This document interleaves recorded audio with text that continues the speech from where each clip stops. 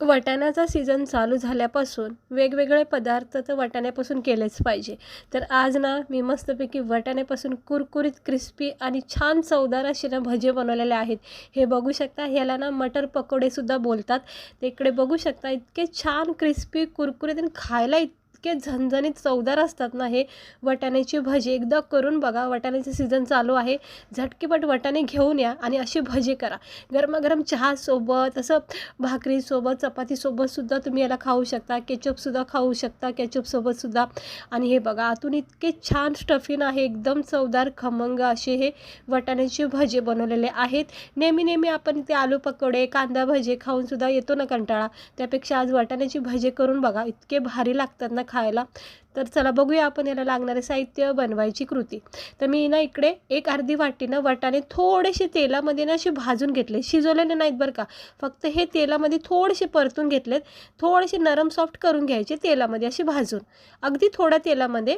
त्यानंतर इकडे मी लसूण मिरचीचा कूट केला, 2-4 पाकळ्या लसणाच्या आणि 2-3 मिरच्या, याचा कूट करायचा. एक बटाटा मोठा किसून घेतला आहे, इकडे बघू शकता, एक मोठा बटाटा किसून घ्यायचा.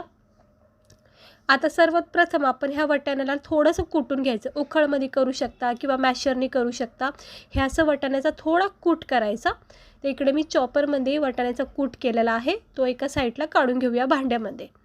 खूप सोप्या पद्धतीने झटकीपट हे भजे बनले जातात आणि याची चवसुद्धा मस्त लागते खायला. तर एक बटाटा किसलेला याच्यामध्ये टाकूया, कच्चा बटाटा.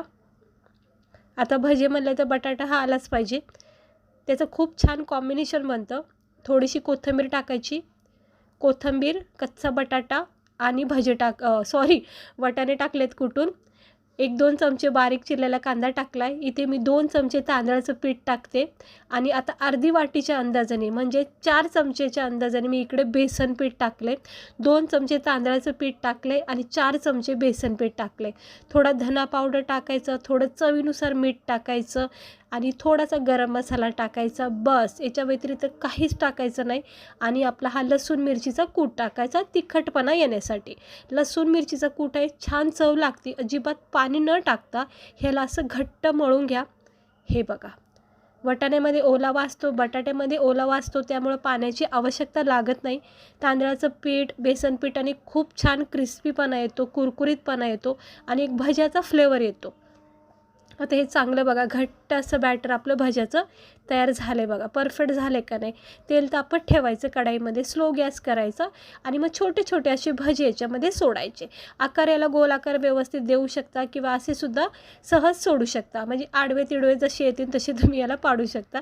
तर मी सुरुवातीचा बॅच ना असंच केलेला आहे. बघूया कशी दिसतात हे भजे आणि मग नंतर जरा गोल आकार करूया. तर बघा, असे कुरकुरीत भजे होईपर्यंत याला स्लो गॅसवर अगोदर तेल तापून घ्यायचं आणि मग नंतर स्लो गॅस करून ह्याला फ्राय करायचं.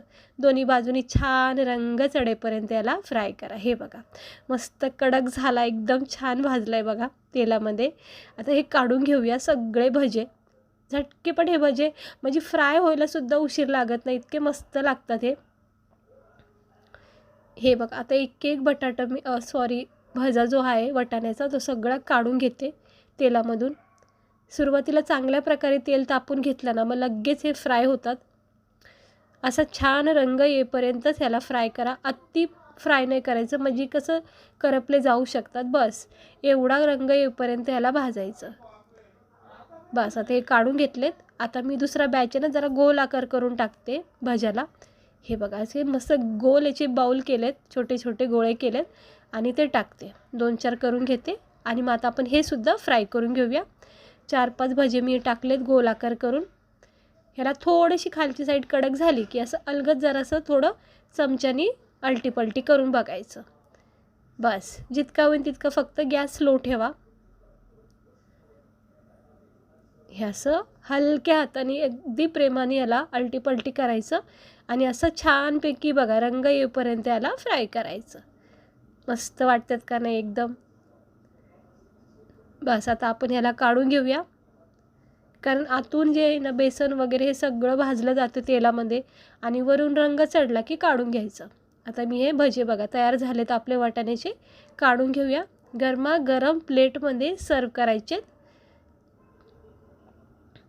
बस, एवढा रंग चढला की काढून घ्यायचं. एक्स्ट्रा ऑइल असं निथळून घ्यायचं आणि टिश्यू पेपरवर ह्याला सुरुवातीला काढून घ्यायचं आणि मग नंतर प्लेटमध्ये सर्व करूया. आता मी हे सगळे काढून घेते आणि आपण बघूया आता आपले भजे कसे झालेत. तर हे बघा आपले हे वाटाण्याचे भजे. आता हे भजे पाहता क्षणी तर कुणाला वाटणार नाही हे वाटाण्याचे भजे आहेत, पण इतके भारी वाटतात आणि कळालं ना की हे वाटाण्यापासून बनलेत भजे खाल्ल्या क्षणी तर इतके तारीफ करतील ना, कारण याची चव खूप छान लागते. इतर भाज्यापेक्षा तरी हे वाटाण्याचे पकोडे ना खूप भारी लागतात खायला. इतके क्रिस्पी कुरकुरीत बनतात ना आणि बनवायला सोपे आहे, झटकीपट तुम्ही बनवू शकता. हे बघा ह्याचा क्रिस्पीपणा बघा किती छान झालेला आहे, कडक भाजला आहे आणि आतून बेसन पीठ तांदळाचं पीठ बघा गरमागरम वाफा निघतात. असे गरमागरम थंडगार वातावरणामध्ये ना हे असे भजे करा वाटाण्याचे, चहासोबत केचपसोबत अप्रतिम लागतात. कुरकुरीत आहे, आतमधून बेसनाची एक चवदार स्टफिंग आहे. तर नक्की करून बघा. बटाटे टाकले याच्यामध्ये, लसूण मिरचीचा कूट टाकला, त्याची एक वेगळी छान चव आहे.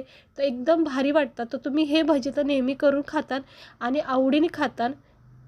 ते असे भारी वाटतात हे भजे. भाकरीसोबत पण मी खाते या भज्याला, चहासोबत पण सुंदर लागतात आणि चव खूप भारी आहे. तर वाटाण्याचा सीझन चालू आहे तर नक्की करून बघा. वाटाण्यापासून मी तुम्हाला वेगवेगळ्या रेसिपी दाखवल्या आहेत. आज मी तुम्हाला भज्याची रेसिपी दाखवते वाटाण्याची.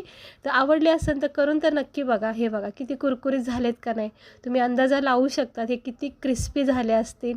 तर आवडले असतील तर करून बघा. चला भेटते मी तुम्हाला पुढच्या व्हिडिओमध्ये. आजची रेसिपी आवडली तर लाईक करा, चॅनेलला सबस्क्राईबर करा. आता मी हे जरा चेक करते, याची टेस्ट घेऊन बघूया. केचपसोबत गरमागरम चहाच्या कपसोबत तर इतकं भारी लागतील ना. बस केचपसोबत असं डिप करायचं आणि हा पहिला घास तुमच्यासाठी. आणि आता मी चेक करून बघते, टेस्ट करून बघते. म्हणजे शब्दच नाहीत, इतके छान लागला, इतका भारी वाटला. म्हणजे चव मात्र याची जिभेवर इतकी म्हणजे जाणवली ना मला. वरून तो कुरकुरीतपणा जाणवला ना, आतमध्ये तो बेसन पिठाचा तिखटपणा एकदम छान वाटतोय. नक्की करून बघा, आवडीने खातात, सगळेजण तारीफ करतील ज्यांना पण तुम्ही हे सर्व करताल. तर कशी वाटली तुम्हाला आपली वाटाण्याची भज्याची रेसिपी? करून नक्की बघा. चला भेटते मी तुम्हाला पुढच्या व्हिडिओमध्ये एका अशाच छानशा मस्त रेसिपीसोबत. व्हिडिओ आवडला तर लाईक करा, चॅनेलला सबस्क्राईबर करा. असेच छान छान मस्त मस्त वेगवेगळ्या अशा रेसिपी बघण्यासाठी वर्षा किचन चॅनेलला सबस्क्राईबर करा. आणि हो, हे भजे तरी नक्की करून बघा, सर्वजण आवडीने खातील. भेटते मी तुम्हाला पुढच्या व्हिडिओमध्ये एका अशाच छानशा रेसिपीसोबत. स्वस्त राहा, मस्त राहा, काळजी घ्या. आणि हो, मकर संक्रांती लवकरच येत आहे. तुम्हाला सगळ्याला माझ्याकडून मकर संक्रांतीच्या खूप खूप शुभेच्छा ॲडव्हान्समध्ये देते. सगळ्यांना सुखाची आनंदाची मकर संक्रांती हो. आणि हे बघा, चला आता भेटते मी तुम्हाला पुढच्या व्हिडिओमध्ये. स्वस्त राहा, मस्त राहा.